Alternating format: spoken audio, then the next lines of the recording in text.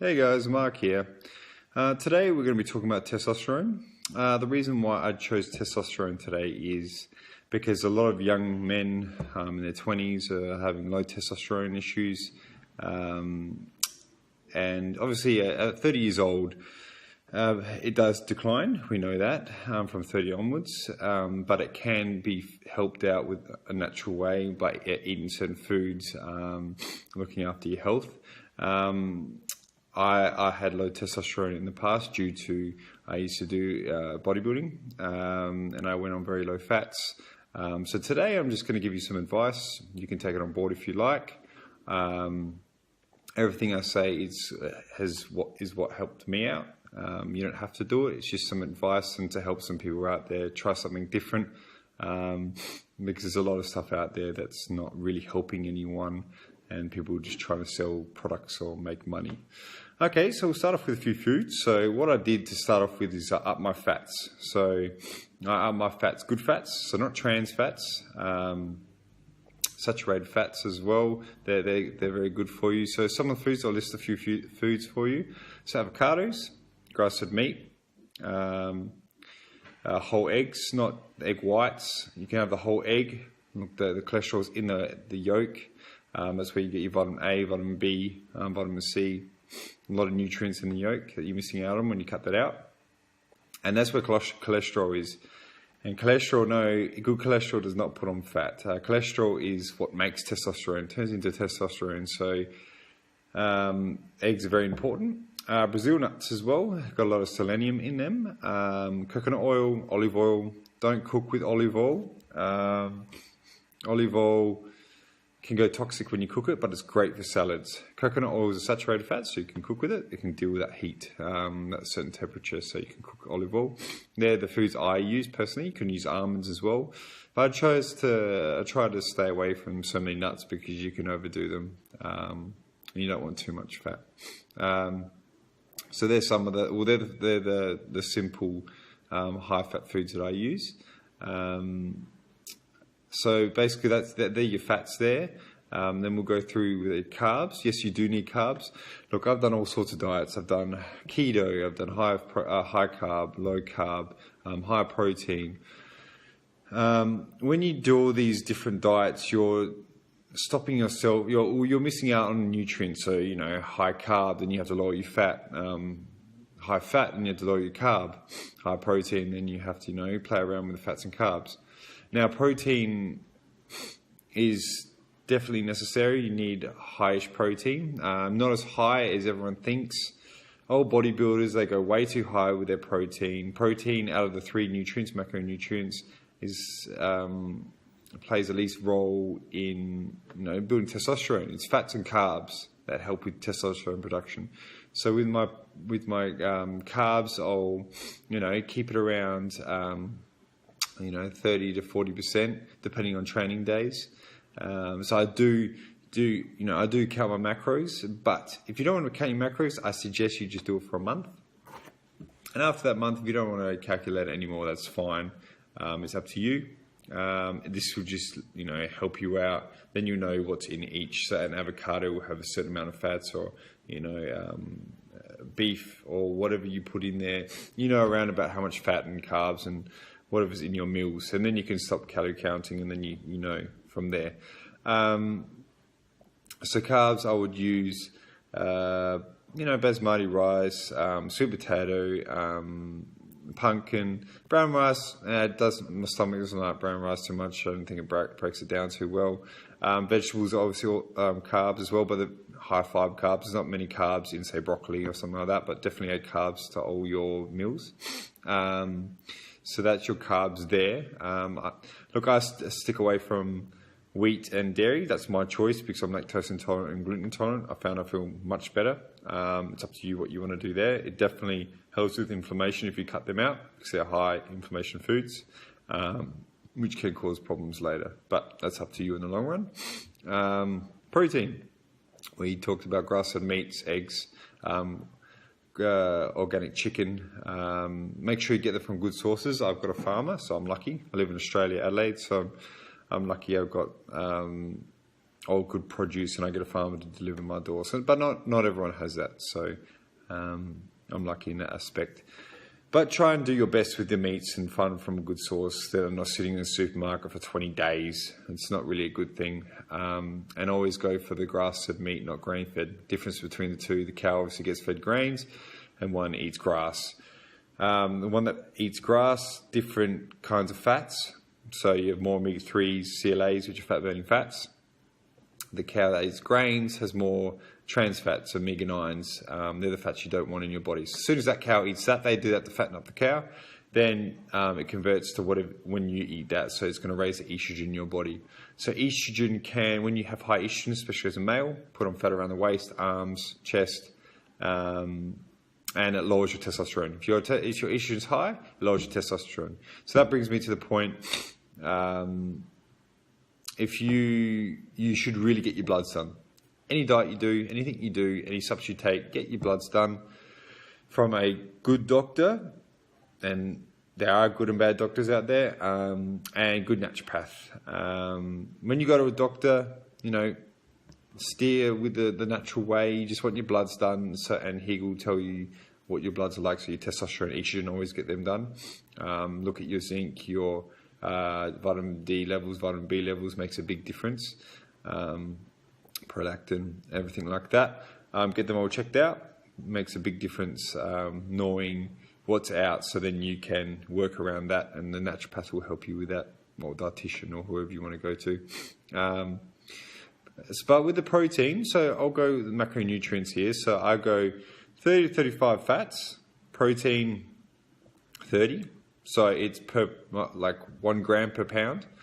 Or I do 0.8 now. I feel better lower protein, so then I can put more carbs and fats in. Like I said, they're the testosterone boosters right there, not the protein. Protein is very good for obviously holding muscle and recovery. Like I said, I'm not doing bodybuilding anymore. I just stay healthy. I still train, but I want to fix, like, my body's a lot better now than it was. I feel a lot better now. So the protein, keep that 30. So 30 to 35 fats, 30 protein. And on training days, I do 40 carbs. But on off days, I cut the carbs down. Because you don't need that many carbs if you're not training. So I'll go on to a different subject here. So the meals, okay, the whole 6-7 meals thing. Okay, that's been around for a while now. All these everyone recommends it. I've done all that, done it for years, didn't work out. Well, it doesn't work out for a lot of people. A lot of athletes now, you see on Instagram, Facebook, you have to remember all these guys are on testosterone replacement because their fats are very low. In a bodybuilding diet, they put their fats really, really low. So that's what happened to me, and that does have issues with your body. And obviously, they bring in really low calories as well, which doesn't help as well. And when you're at a certain degree of body fat, it's really bad for your testosterone. But that's your choice. Whatever you want to do is fine. But yeah, just make sure your calories are right, and don't go too low on fats. But back to the meals. There's more research showing now so many meals a day is now decreasing testosterone, because whenever you eat, your testosterone and growth hormone will lower. So think about that, 6 or 7 meals a day, your testosterone is going to be low all day, basically. So you're not giving your body time to digest, because the body then wants to digest the food. That's what it focuses on. And then your levels go back up. So when you do that, you're constantly changing your testosterone and growth hormone. So I stick it back to 3 meals now. It's made a big difference. Still at the same calories. So guys, don't go 6 meals to 3 meals and cut all the calories out, because that will cause more issues. Get your calories and put them to 3 meals. I feel much more clearer now, like with thinking and everything like that. So I'm not full all the time, not bloated all the time, not worried about carrying meals 24/7 anymore, which is a stress on the body, which then comes to cortisol, which is a stress hormone. If cortisol's too high, your testosterone is going to be low. It brings down your testosterone. So other stresses in life, like work, you have to pay bills, You know, you can even be stressing about your diet. You can be stressing about anything, and that will increase your cortisol. There's a lot of issues now with people with high cortisol with stress. Stress is a big factor, and that can lower your testosterone. And obviously, there's products as well that don't help, like certain moisturizers, shampoos, you know, toothpaste. They've got pro-estrogen, you know, products in there that, you know, when you use these products, that you're basically increasing your estrogen by putting these certain creams on. So you need to look at everything that you put on your skin, because your skin's the biggest organ in your body. It's not just in your mouth. You have to look at everything you put on your body. So have a look at all your ingredients. Another one a food that can increase estrogen is soy. So stay away from, no, don't stay away, just lower your soy consumption. A lot of actually protein powders have soy in them as well, and artificial flavors and sucrose. Now that's sugar as well. So you want to supplements are fine, but always look at what you're putting in your body. Always, it makes a big difference, especially skin wise. When you get rid of sucrose and artificial flavors, you know it's a big impact with your skin. You don't have any skin problems because these can cause inflammation in the body. So, like, I stay away from, like I said, dairy and wheat, but that's your decision. You can do whatever you want with that. When you go for the macros, go to ifitfitsyourmacros.com, and then that will calculate your calories, and then you can work out your split. Also use MyFitnessPal on your mobile, so just download that as an app, and then you can look at it every day, and then you'll work it out eventually what you need to eat each day. Now, sleep's important. You need about 8 to 9 hours, they say, of sleep. This is when you recover. This is when your growth hormone and testosterone, you know, your body's recovering. So, and digesting food. When you're asleep, that's basically what's happening. Your body's basically recovering from everything. So you need sleep. They did a test with some people that had only 5 hours sleep, and some people 8 hours. It made a big difference in testosterone. Also, sleep, you know, lowers your cortisol. Obviously, when you wake up, your cortisol's higher. That's just the way the body goes. But yeah, so you want to keep your cortisol down before you sleep as well, because then you're going to get interrupted sleep. That brings me to basically you need to get off all your Androids, so mobiles, computers, TVs, an hour or so before, and read a book. It's good for you. Read a book or do something else, because research has shown all these people that are using Androids just before they sleep, they're having bad sleeping patterns. It's breaking their sleep, and that's the worst thing you can do. You want to get into a deep sleep if you want to recover. That's there with sleep there. So make sure you get enough sleep. Now, with your testosterone, when you get tested with your blood test, a normal male is around 400 to 600. A lot of males are a lot lower than that now, so a lot of people are taking supplements like testosterone replacement to help that. If a doctor tells you to do that, if you really need to, go ahead, listen to your doctor, but try and steer clear, try the natural way first, and then if it needs to, you know, it needs to be, do what you need to do. But I think there's definitely a natural ways with eating and natural supplements you can use that will help. So definitely when you go to a blood test, always look at your test on estrogen. So training made a big difference, changing up my training. Compound, I do more compound movements now, so deadlifts, overhead press, bench press, squats, all that kind of stuff. So my split's very different now. I've also added in, basically it's called street workout. You would have seen on YouTube all these guys using the bars and doing all compound movements like pull-ups and all that kind of stuff. And using the whole body, their core, their whole body. I like it, something different. Don't do bodybuilding anymore. It's just, you know, train to suit my body. You actually get a lot stronger too, because you're constantly lifting your weight all the time. And if you can't lift it anymore, you know, training session's over. Also, training times, keep it under an hour. The research shown over hour and a half, it's your cortisol goes very high, causing a lot of problems. Then that means your testosterone is going to go down. So keep your training short. Doesn't need to be long. If you want to do, you can do sprint training as well. But if you do have cortisol problems, maybe go for walks as well. Uphill walks for half an hour, which is probably better for your cortisol. Sprinting might be a bit too full on at the start. So I've even cut my training down to 4 days a week, so 6, and that's worked a treat. I've actually woken up leaner because, you know, cortisol does put on fat. If you've got high cortisol, you're going to have lower body fat, as in like stomach fat on where your belly is. It doesn't matter how much you train. If your calories aren't right, if you're stressed, your cortisol is going to be up, and you're going to always have that bottom belly fat there. You won't be able to see abs. You fix your cortisol, you're going to see abs. So think about that. I know it's hard to bring down your training. You think you're not training enough. Unless you have enough calories, you shouldn't be training 6 or 7 days a week, unless all your bloods are fine. But yeah, that's on training.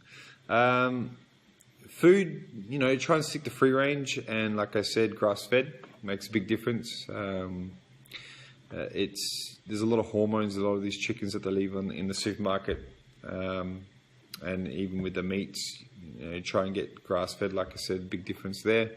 Eggs, free range, or get it from a farmer. That would be the best. Or have your own chickens. Yeah, so definitely look at that. Especially, and all your vegetables, it's good to grow them all. If you can't do that, go to like a farmer's market. That's always a good one. Vegetables, always have your greens. Greens are great. They help with the estrogen, keeping the estrogen where it should be, like broccoli, cauliflower, Brussels sprouts, those kind of vegetables. But have all colourful vegetables. They've got all different nutrients. The A's, A, C, D. Depending on each vegetable, gives you different nutrients. So your vegetables, get your vegetables in. There's nothing wrong with vegetables. Very low carb. You need fibre. Certainly about 38 grams for males, just depending on your body weight. But yeah. Also, just as some advice, when you go into a gym, see all these big guys, they're ripped all year round. Don't get advice off them, because they're just going to tell you to take certain things. It's going to ruin your body, ruin your hormones, and you're going to be you're back to square one or even worse. And you don't want to do that. Just look after your body. Eat the right things, and your body will love it. Don't listen to so many people in the gym either. Take advice from people, read up on it. Even my advice, read up on it. Look these things up. Don't just always take people's word for it, which I always did. Had a lot of coaches that, you listen to everything they say, but you don't know where they got that research from. Also, with the like I said, only have 3 meals a day. You can try intermittent fasting. Intermittent fasting has been proven to help testosterone growth hormone. So it's basically only having 2 meals a day, but you're still getting the same calories in. You have to make sure your calories are right, and you have to make sure your bloods are right. So if you've got high cortisol, maybe not do it, because it can cause a bit more stress to the body by not eating for so long. But you can try that out as well. Do a bit more research on it. It's like a 16-hour fast, so say 8 till, so you stop eating at 8 and start at 12 again the next day. I've done it a few times. I think it's helped me. I feel a lot clearer. But yeah, it has definitely helped me out. Now, supplements. Okay, so look, it's all bodybuilding supplements, a lot of marketing and supplements these days. You need to really look into things before you buy them. Just don't buy everything. I used to buy everything on the, all the subs, that you see marketed. Oh, it's going to improve this. Look, it comes down to your food, and being consistent with everything. Your food is more important than any subs. The supplements your diet. That's what a supplement is. So my supplements that I use, look, if for training, bodybuilding supplements wise, I use creatine monohydrate every now and then, glutamine for digestive health. I don't use whey. I just eat my meals and just get the right protein in it every day. If people have to use a shake if they don't have time to eat, that's fine, as long as they're not lactose intolerant. But try and go for ones that are like a grass-fed cows that produce the milk. You can get them online. Okay, supplements I use. Zinc. Zinc's great, especially for estrogen, lowering estrogen, and for testosterone is really good. Vitamin D. Now, vitamin D is probably the most important. Most people have low vitamin D, especially if you live in a country that's really cold. I live in Adelaide, Australia, so our winter's pretty cold. It's cold, but I always check my levels out. and I have the right amount of vitamin D to get it up to a certain level, and you definitely feel better. Your mood's a lot better when you have the right amount of vitamin D. Vitamin C improves skin. It definitely helps with testosterone.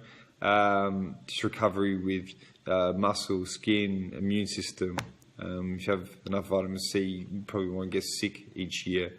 So vitamin C is very good. Make sure you get a good quality one.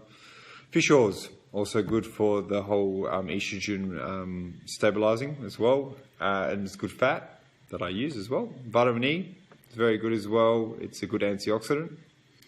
Vitamin B12. So vitamin B12 and vitamin D, they are really good for mood. So if you're depressed, have anxiety, very, very good. Your vitamin B is probably down, very low, which a lot of people are, vitamin B12. But always, get that blood test. Magnesium is also great for muscle repair.